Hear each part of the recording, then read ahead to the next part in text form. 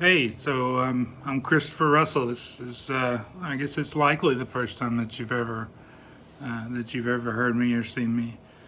So I'm going to do a brief bio. I'm going to tell you kind of how I introduce myself in some of my lectures. I'm Christopher Russell. I have three children, Nolan, Caden, and Bella. I'm a counselor at Cornerstone of Recovery, a substance abuse counselor. Um, I have my bachelor's degree in counseling psychology. I'm working on a master's in clinical mental health. And I'm going to tell you a little bit about my story so that you understand why that's such a big deal. And my overall goal is to get a PhD in psychology and become one of the world's greatest psychologists, I guess, and to go around the world speaking and to ease as much pain and suffering as I can while I'm here. My overall philosophy in life is to so that whenever I leave this place, that this world will be a little better and not worse because I was here. Because for a long time, this world was worse because I was on this planet. I come from a family of dysfunctional background. My father left when I was around 3 or 4 years old. It's one of the first times that I remember hearing a man crying, which is for a little boy is shocking. Um, it's a it's a memorable experience to hear a man crying when you're 4 years old. My mom had gave him his divorce papers, and so that would be the last time I'd see my father for a while. Some of this I'm going to skip through. I'm not going to go through the whole story right away. I want to get to some of the points, and there's just so much of the story that I can't tell you. That's just going to take more videos and more videos to explain to you what I've been through. But so, needless to say, my mom met this other guy, and he was a pretty cool guy. We met him at a grocery store, and he would tell my mom, he would play with us. He would buy us, like, lollipops. He'd buy us candy. He would tell her he would take us to get his ice cream. If that's what we wanted, he would take us to the parks. And at first glance, this guy he was everything that I'd wanted in a father. He was cool. He was young. He was present. He had energy, and I loved him.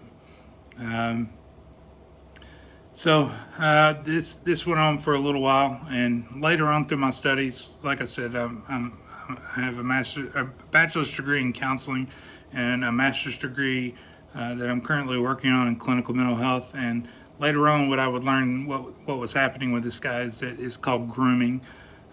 This guy was grooming my family, which is a child predator making his way into the family, and they're pretty bright and they're pretty cunning.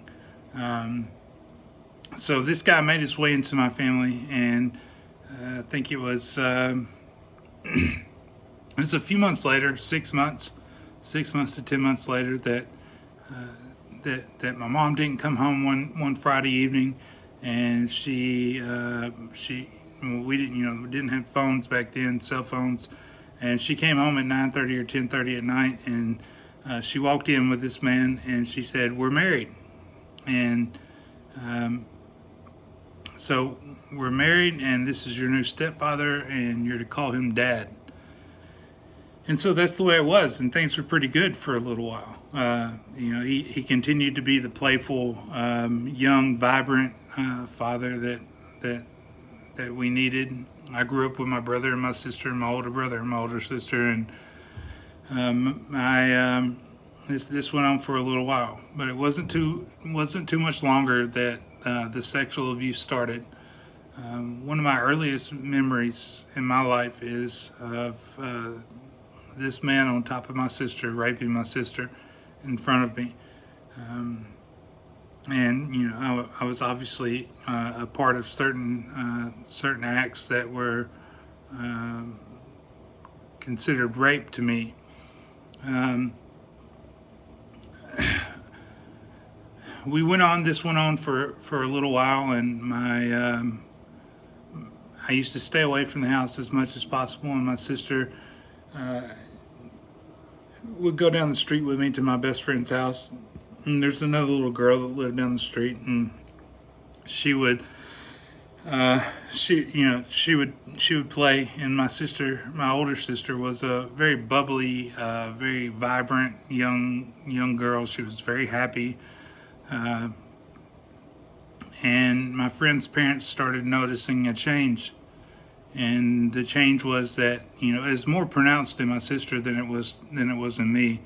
I dissociated, and I would go into these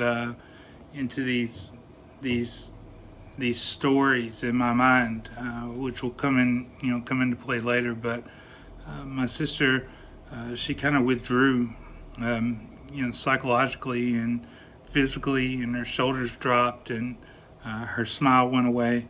And my friend's parents knew that there was a difference, that something had changed, and so they started fishing, and they started trying to figure out what was going on. And eventually it came out that there was sexual abuse going on, and I was very young, and so I didn't know at the time, but this had came out. They were asking my sister questions, and it came out that they had found out that there was sexual abuse going on inside the home, and we were taken from my mother.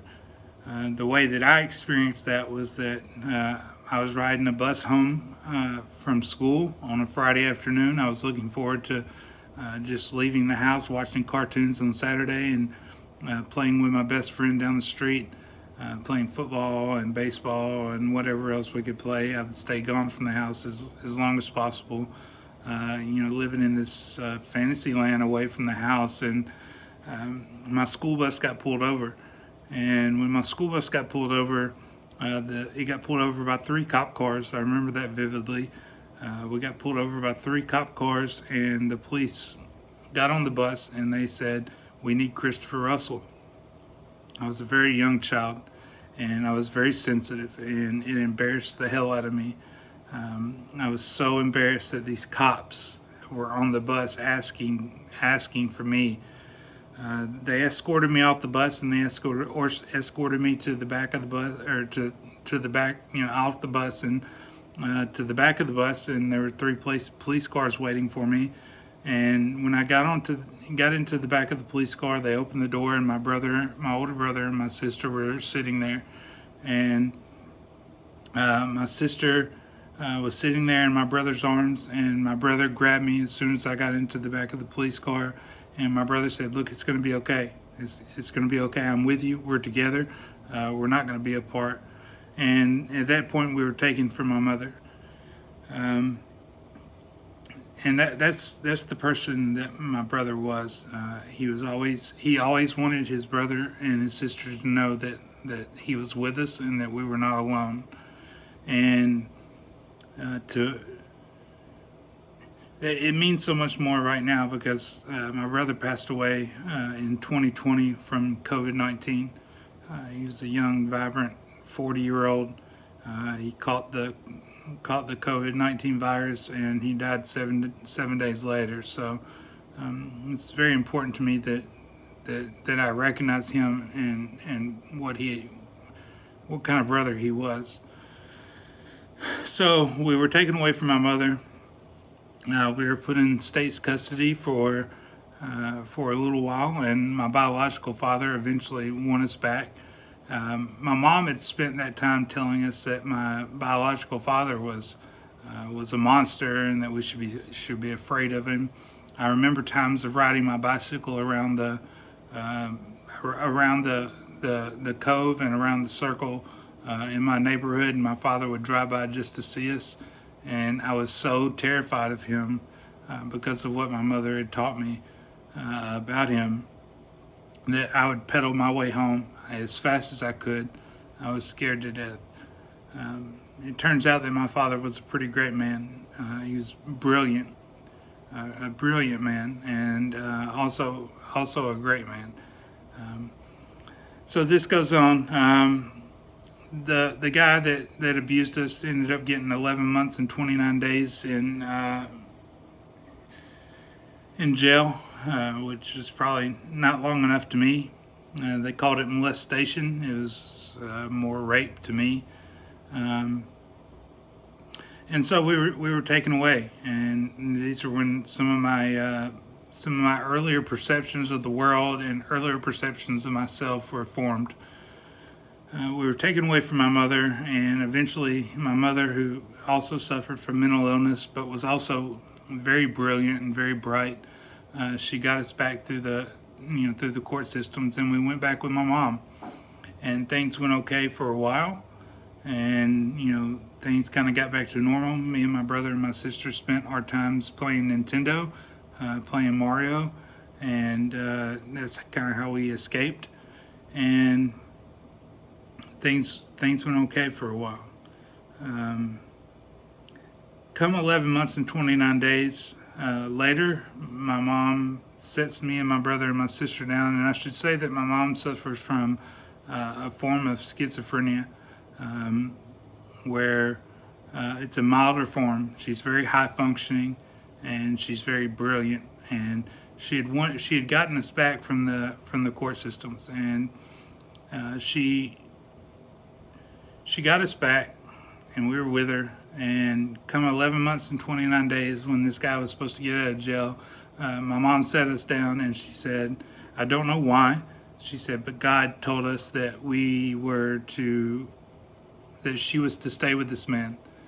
She presented it to us as if this was our grand mission in life, and that this was God's mission for us, which was to go through this suffering for whatever reason, good or bad. That this was our suffering to take, and that something good may come out of it, and that this was God's command to us. And so this guy gets out of jail, and we start sneaking him in back to the house. One of the other memories is of he got an apartment on the other side of town, and we would go. The first couple of weekends he was out of jail, we would go to his apartment because he couldn't legally have the same address as us, and we would go to the apartment, and he would sneak into the back of the car, and me and my brother were sitting in the back of the car, and my feet were on top of this man, and my brother's feet were on top of this man as he laid in the back floorboard. My sister, my older sister, was sitting in the front seat of the car, and we started sneaking him in. We started sneaking him into our house, and we had to be very careful about it because the neighbors, who at the time I thought were enemies, and the way my mom presented it to us, that they were enemies and they were trying to take us from her, that we had to do everything we could to make sure they didn't understand what was happening inside the house. So we started sneaking him in, and this would go on for a long time. And this is around the time that my panic attacks started. If you see my arms, I don't know if you can see it in the video, but my arms are cut up. I became a self-harmer. Suicide became a very real idea at a very young age. Like I said, I have 3 children that are 17, 14, and 11. I have 2 boys, 2 older boys. One 17 that lives with me, one 14 that lives with his mother, and an 11-year-old little girl that lives with the mother. And I cannot imagine that they would ever have to go through anything like this. So we'll fast forward a little bit. This goes on for a long time. This guy sneaks in our house. We sneak him in, and he stays in the back of the house for the most part. Doesn't bother us, and I stayed away from the house as much as possible. And I stayed anytime that my friends' parents made sure that I played as many sports as possible so that I could stay outside of the house as much as possible. And so I naturally became good at almost every sport: football, baseball, basketball. I even played soccer, and so now as also at this time that I wouldn't say that it was necessarily all bad. There was some good came from this. Whenever my friend was not available or I had nowhere to go, I would go into the woods.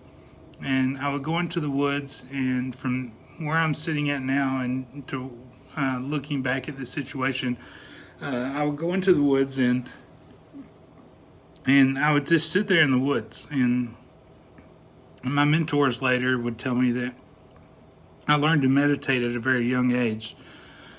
I would go sit in the woods and I would play. I would throw pine cones, I would throw sticks. I'd just play around. I'd be in nature. And what I can tell you now is that there was a presence with me in those woods. There was a presence with that little boy in the woods, and that little boy did not feel alone. And that little boy felt that there was something with him, and that there was love, and that there was power, and that there was that I was going to be able to make it through whatever was to come, whatever pain was to come.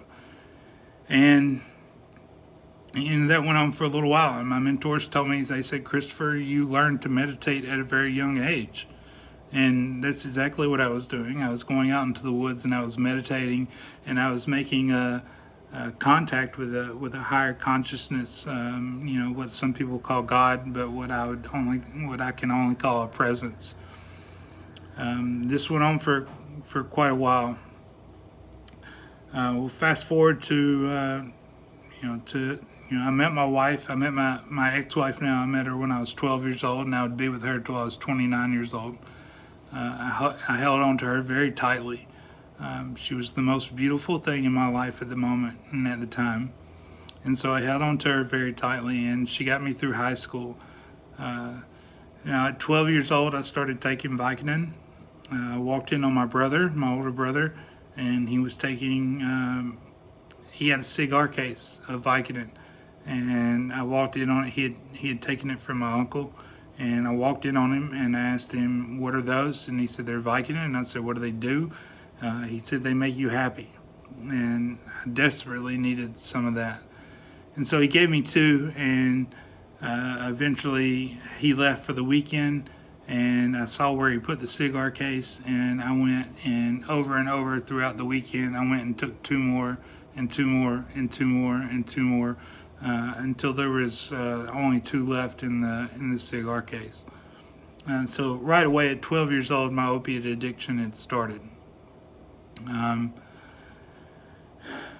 Now this was, like I said, I have 3 children, and I can't imagine them beginning an opiate addiction at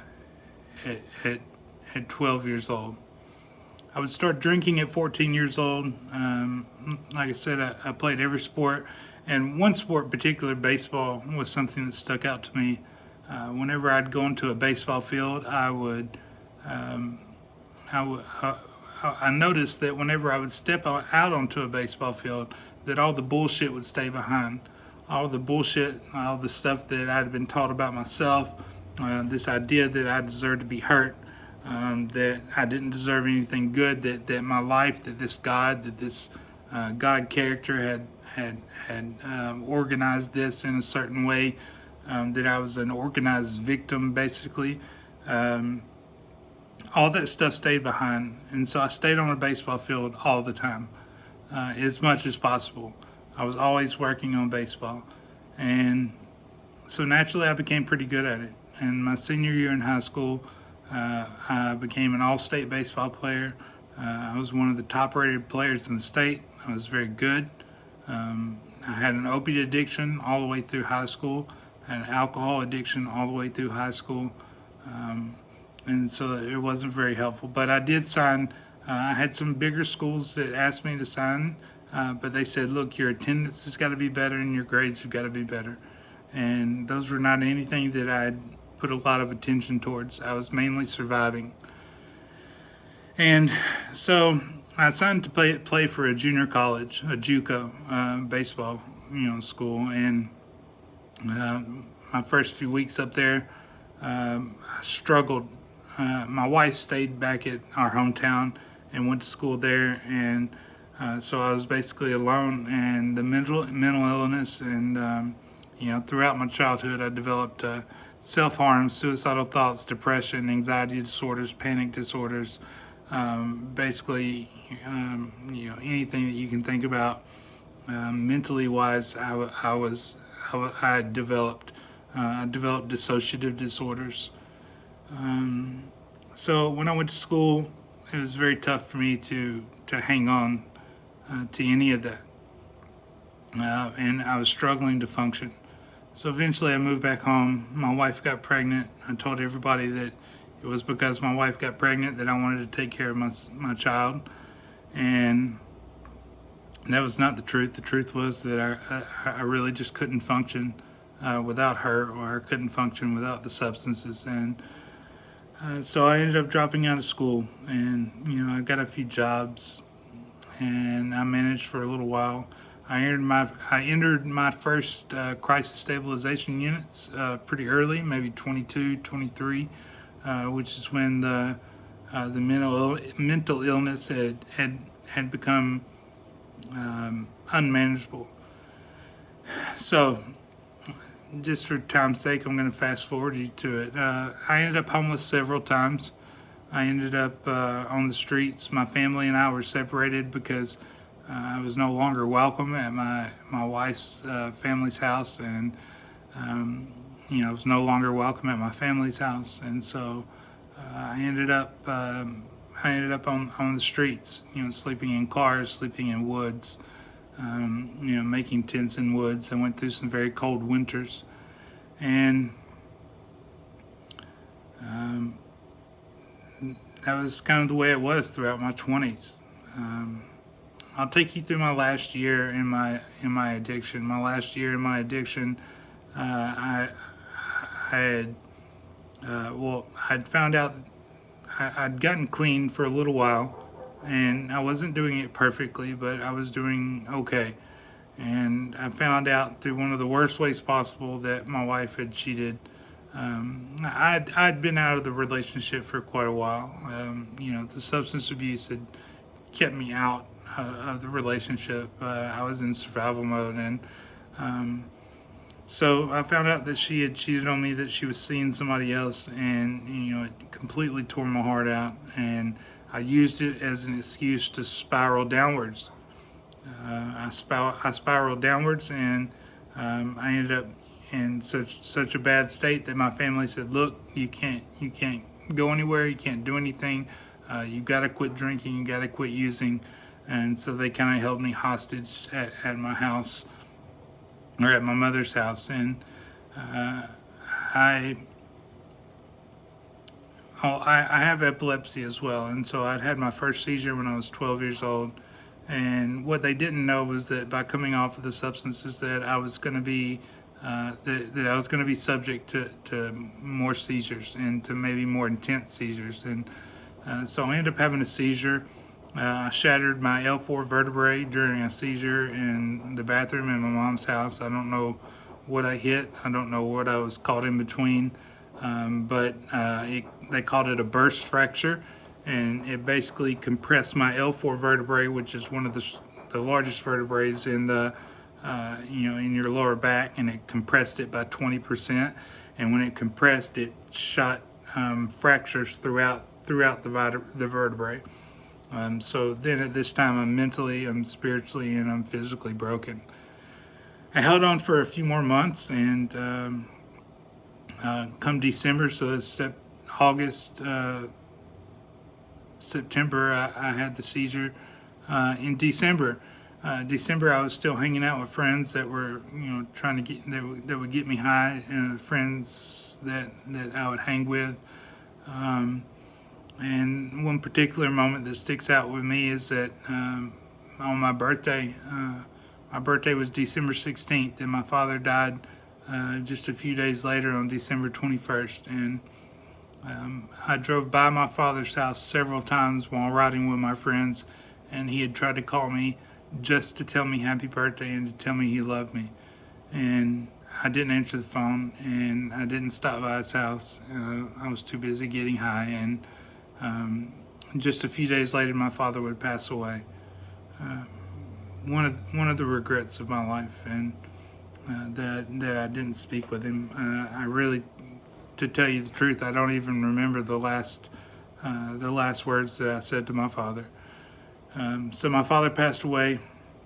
My family wanted me to be there at the funeral, and so they kind of gathered me together and allowed me to go to the funeral. We waited till after Christmas because we had so many grandchildren that we wanted to give them Christmas, and so we waited till after the holiday. And after the funeral, my family put me back out on the streets. They said, "We're done. We can't have you around. We can't deal with the things that that you're dealing with." And so we ended back on the streets. I ended up homeless for the next 9 months. I eventually moved into an abandoned house in West Tennessee, close to Memphis. I ended up in this abandoned house and was squatting. The abandoned house was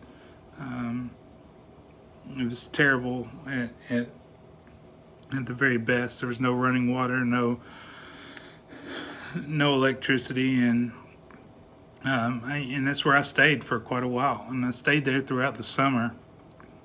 And summer times in West Tennessee can be 125 degrees Fahrenheit, and inside the house. And I was in my own version of hell. And I was drinking mouthwash. I was stealing mouthwash from the Walmart that was right through the woods from where this house was. And I eventually entered a psychosis. And I entered this psychosis, and I lost all ability to take care of myself, and I retreated to this very small closet inside the middle of the house. And I think I know why I did it. I did it because I was scared to death of everything. I started seeing things. I started hearing things. What I thought was the devil, and seeing things that I thought were demons flying around me. And so I retreated to this closet, and it was like this little, maybe 6 by 3 closet. And I'd taken some rags and thrown them together as a bed in this closet. And I laid there, and I was going to die. I laid there for some days, maybe a week. I didn't go out to get food. I didn't go out to get water. And one of my girls that I ran the streets with, noticed that she hadn't seen me in a while, and she came to the house looking for me. And what I remember is that she opened the closet door where I was at. Luckily, she knew to look around, and she opened the closet door, and I saw a flashlight shine inside of the closet. And I didn't know enough to know what it was. Like I said, I was in a psychosis, and the light went away. She came back maybe 7 or 8 hours later, and I saw the door open again, and I saw a flashlight enter, and I saw a bottle of vodka reach around the cell phone light, and I knew enough to know what that was. And I took the bottle of vodka, and I sat there, and I drank it. And by this time, my body was shaking, my body was trembling, my body was starting to shut down. And so I drank the vodka. It calmed me down just enough. And she sat down with me, and she handed me a spoon and a syringe and some dope. And the vodka calmed me down enough to be able to do that. And I did that. And all I can describe is that once I did that, the vodka and the heroin, that I rushed into my body. And I rushed into my body, and it became very clear about the situation that I was in at the moment. One of the main thoughts that I can remember now is that my kid's father was about to die in an abandoned house. My kid's father was about to die in an abandoned house, or he was going to die by suicide, and that shit became not okay with me. I remember this fight inside of me that said, fuck that. Fuck that. That's not something I'm willing to leave them. And I stood up and I told her, I said, take me to a fucking hospital.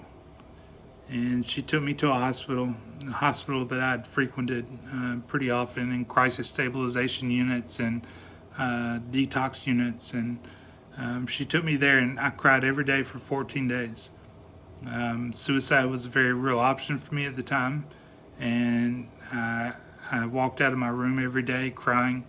And the doctors and the nurses, some were addicts, recovering addicts, and some were not. And all they would tell me is, Christopher, just don't give up. Don't quit. Just don't quit. This is a complex issue. You have the childhood trauma, you have the anxiety, you have the dissociative disorders, you have the self-harm. Just don't quit. Just don't give up. Give us time. So I eventually got moved off to this place in Memphis, Tennessee, and I spent 30 days in a residential program in Orange Mound. And if you're not familiar with Orange Mound, it's not the best part of Memphis.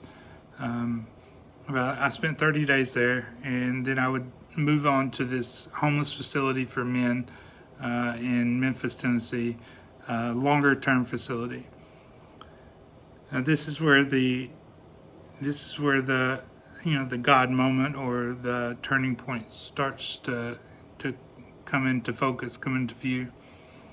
I met my mentor. His name is Christopher Moore. I met my mentor, and he was doing clinical hours there. He's working on a degree at Memphis University. And I met him, and I immediately started working with him. And there were a few things that he told me.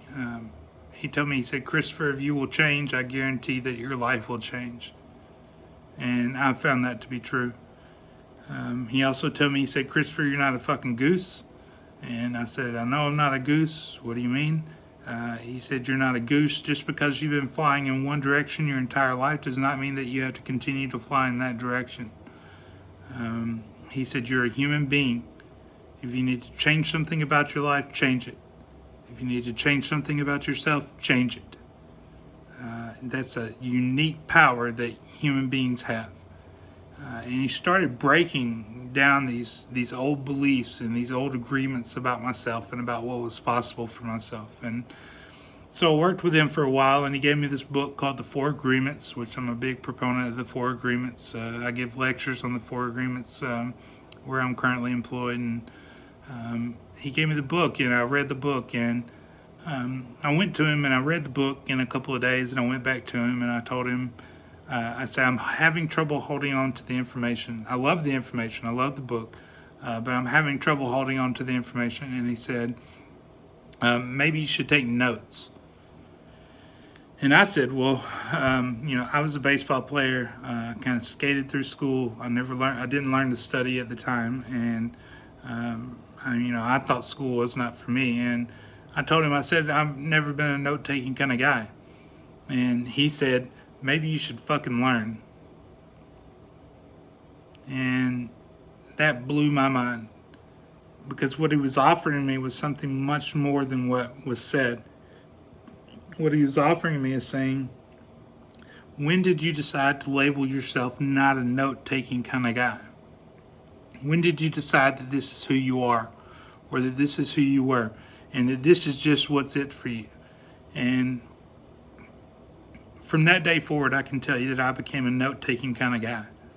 And I've taken notes on everything and anything that I found to be powerful since then, because I started to realize, just that one label that I'd put on myself, how much had I missed? How much information, good information, had I missed because I had not taken the time to write it down, and I had not taken the time to review it and to process it and to truly learn it and internalize it. How much good information had I missed, and how had that affected my life? So I became a note-taking kind of guy from that point forward. So he introduced me to this book, The Four Agreements. I started studying it, started practicing it. Another thing that happened was I started studying one of my favorite psychologists, Carl Jung. Carl Jung was a famous psychologist, one of my favorite psychologists, and he was a little bit different than the psychologists at his time. And one thing that he had taught me in one of his books was that the product of you and me, basically who we are, is a product of two things. It's a product of causes and aims. The causes are the events of my life that have led up to this point, and the aims are where do I see myself going from this point? What do I see ahead of me? What do I see? Where do I see my life going? And most importantly, who do I see myself becoming? I had no aims at the moment, and I knew that I desperately wanted to change, and so I desperately needed to look at these two areas.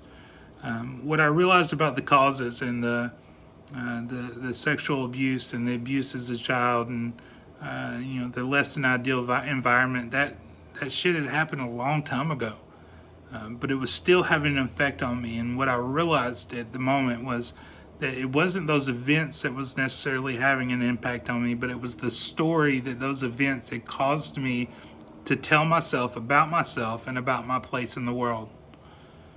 And as soon as I realized that, I thought, well, I'm the author of this story. This story is mine. I get to tell you what my past means. And my mentor told me, he said, Christopher, that shit doesn't just mean what it means. He said, that past, that means whatever you decide that it means. And he told me, he said, you look back at the past and you see the hurt and the pain. He said, but what I see is the resilience of a little boy, the beautiful mind of a boy that was developed, that was had the strength to make it through that situation, and a little boy that developed a deep compassion for people that were suffering. And that's where most of my philosophy and most of my deep characteristics come from now, is that I have a deep desire to help people that are suffering, and to help people to learn to live to their fullest potential. And so I changed the story, and then I looked at the aims part, and I realized that I had no aims. I had nothing ahead of me that I saw that was going to be any better than the present moment or the past. And so I literally sat down one night, and I literally said that if I'm the author of this story, I get to write this story any way that I want. And I wrote this story that eventually became an assignment that I use with clients, and it's called The Hero Story. And I wrote this story kind of in third person, and I wrote out a past that was kind of like the one that I had been through, kind of through third person. And but the difference is that the character that I was writing about was a hero in the making.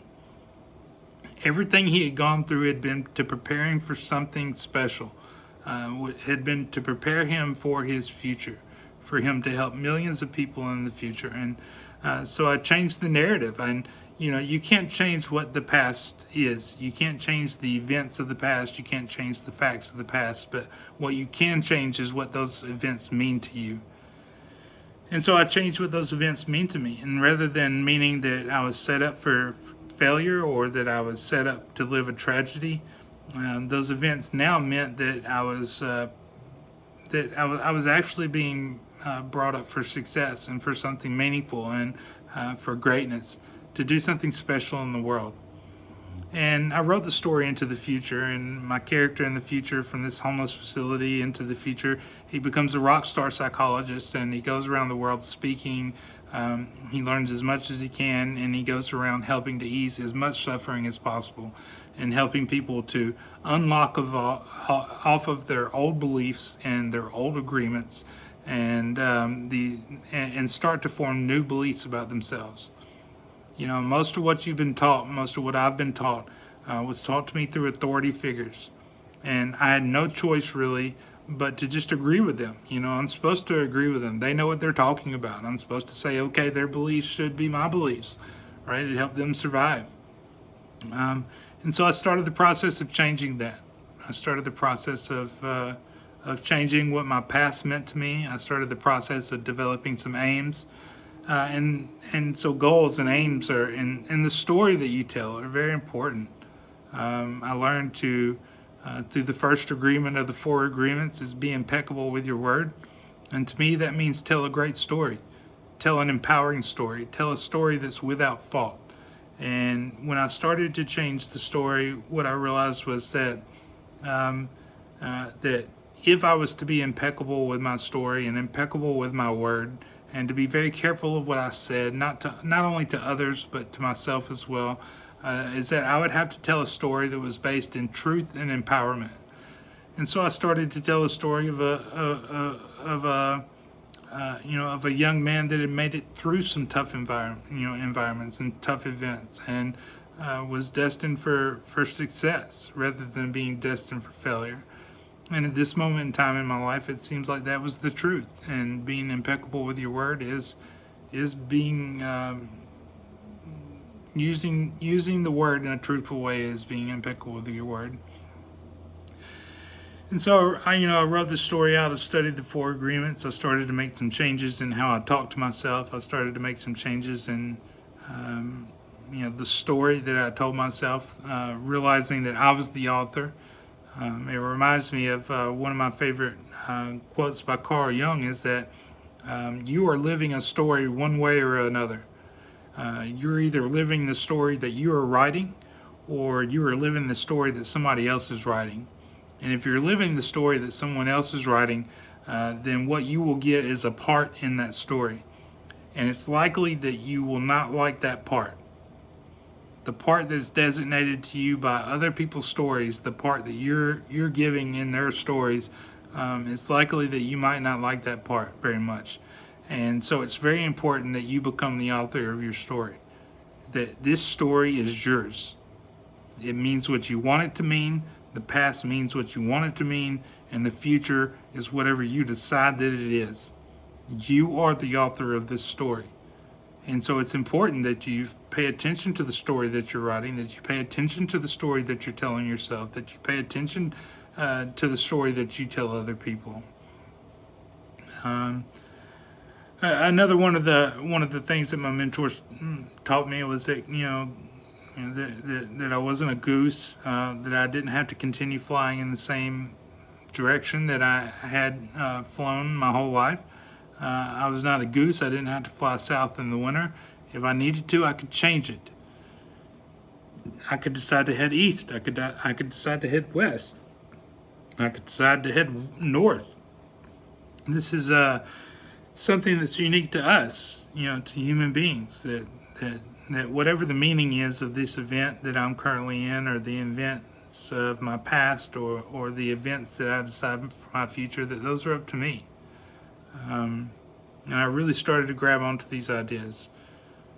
So I went from a homeless facility in Memphis, Tennessee, and I decided to get back in school. I got my bachelor's degree in counseling. I'm working on my master's degree in clinical mental health, and my ultimate goal is to get my PhD in psychology. One of the things that I had worked on was my philosophy.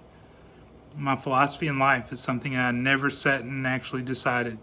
At that moment in my life, I sat and decided that if I knew how this ends, which is that it ends with my death and it ends with the death of everyone that I know, what would I do that would justify that type of tragedy, that type of suffering, where I knew how this ended? And what I decided is that whenever I leave here, whenever I leave this place will be better and not worse because I was here. My father's funeral was worse because I was there. It was not better. My family and my father's friends saw his son drugged up and drunk at his funeral. I took something that was a tragedy and I turned it into a nightmare because of who I had become. And that is not who I wanted to become. That is not the legacy I wanted to live, that I wanted to leave.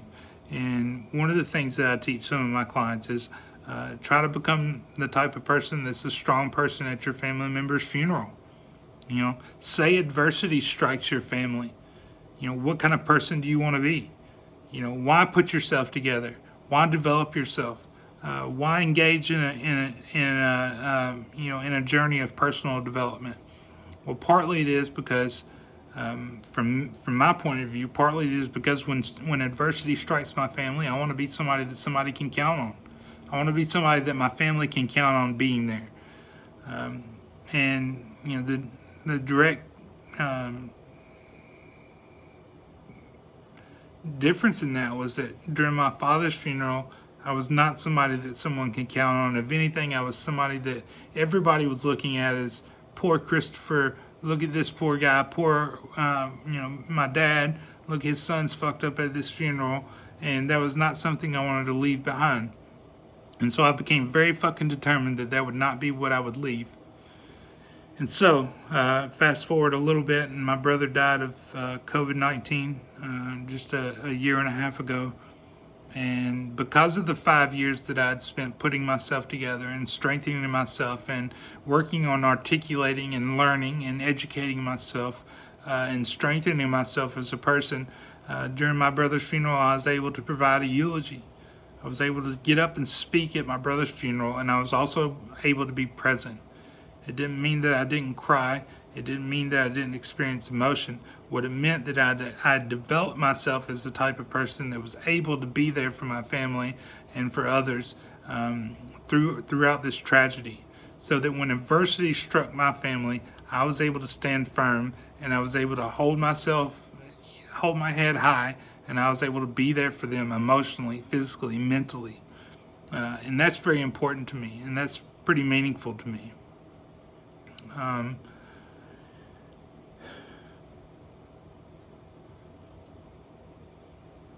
The other thing that I thought was that I would put myself together in a way that, in order to justify my existence and to justify the tragedy and suffering of life, that I would put myself together in a way that would justify some of the suffering that would come my way. And how did I do that? What would I do? Well, I would strengthen myself so that in any way possible, I would ease the suffering of others. I would help to build up others, and that whenever I was finally done here, that this place would be better and not worse because I was here. And maybe if I did that, and maybe if I helped others do that, and I helped others develop themselves, that maybe we start to tip the scales a little bit more towards the good and a little bit less towards the bad. Now, I'd lived part of my life as a nihilistic, that I felt like life was meaningless. I was a nihilist, that life was meaningless, and what I did not matter. From this point of view, it seems like it very well does matter what I do.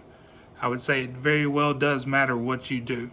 Whether you put yourself together right now, whether you make it through this tragedy or through the suffering that you're going through right now, what you do right now, it does seem to matter.